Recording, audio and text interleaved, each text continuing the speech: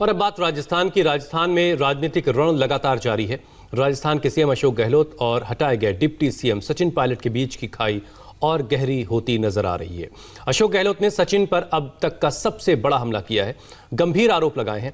अशोक गहलोत ने कहा है कि बीजेपी के इशारे पर उनकी सरकार गिराने की साजिश रची गई थी और इसके पीछे सचिन पायलट थे।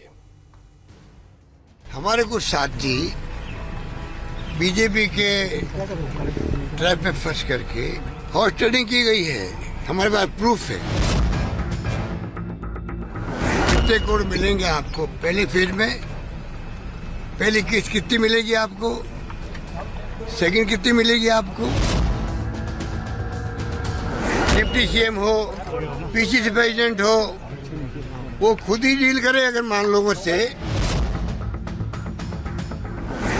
राजस्थान के सियासी रण में शहमात के खेल का ये अगला पड़ाव है, जहां जीत का परचम लहराने के बाद सीएम गहलोत मीडिया के सामने थे।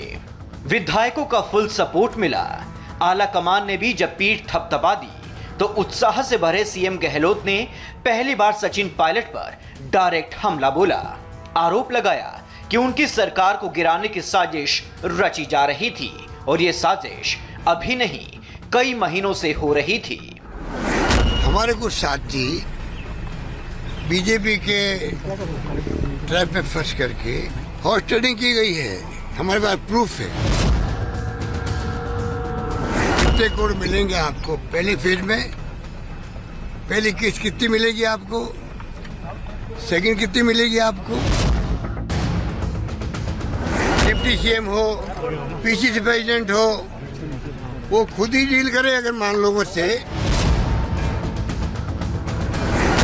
सीएम गहलोत यहीं पर नहीं रुके। उन्होंने कहा कि राजस्थान में कई महीनों से हॉर्स ट्रेडिंग चल रही थी। उनके विधायकों को खरीदने के लिए मोटा पैसा ऑफर किया गया था। पैसे का लेन देन हुआ था। मोबाइल नंबर तक एक्सचेंज किए गए थे। गहलोत ने सनसनीखेज खुलासा करते हुए कहा कि बीजेपी की साजिश का हिस्सा कोई और नहीं बल्कि राज्य के पूर्व डिप्टी सीएम सचिन पायलट खुद थे। वो ही पूरे मामले में डील कर रहे थे।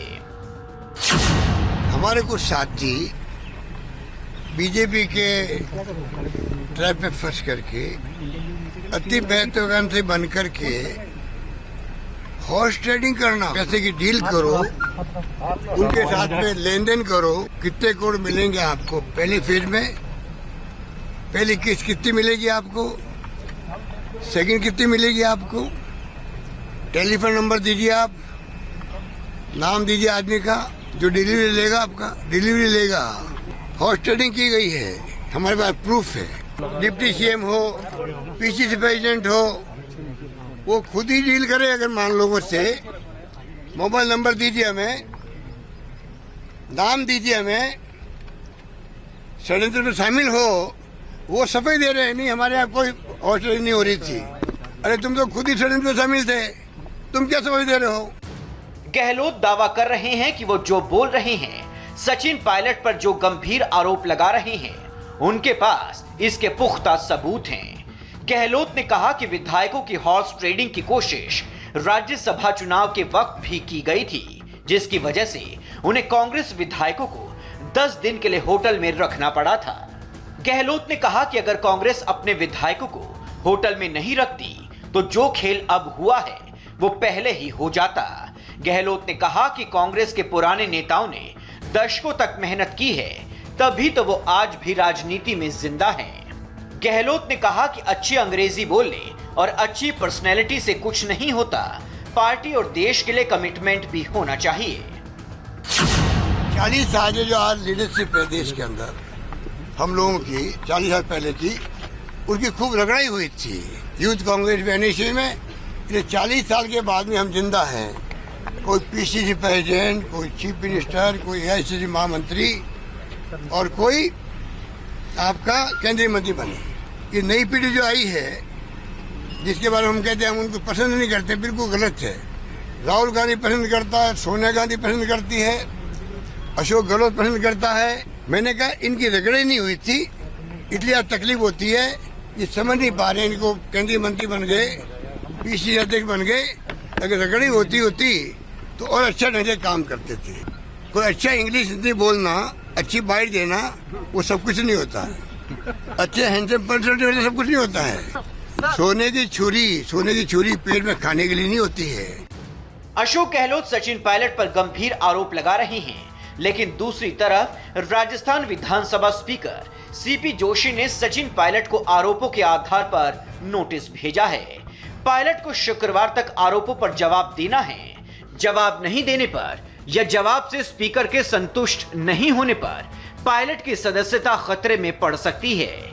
इस सब सियासी उठापटक के बीच गहलोत और पायलट में सुलह कराने की कोशिशें भी जारी हैं। बताया जा रहा है कि प्रियंका गांधी ने खुद सचिन पायलट से बात की है। सुरजेवाला ने पायलट से अपील की है कि वो अपनी बात पार्टी फोरम पर रखें। पायलट को यह भरोसा दिया गया है कि उनकी हर शिकायत का रास्ता निकाला जाएगा।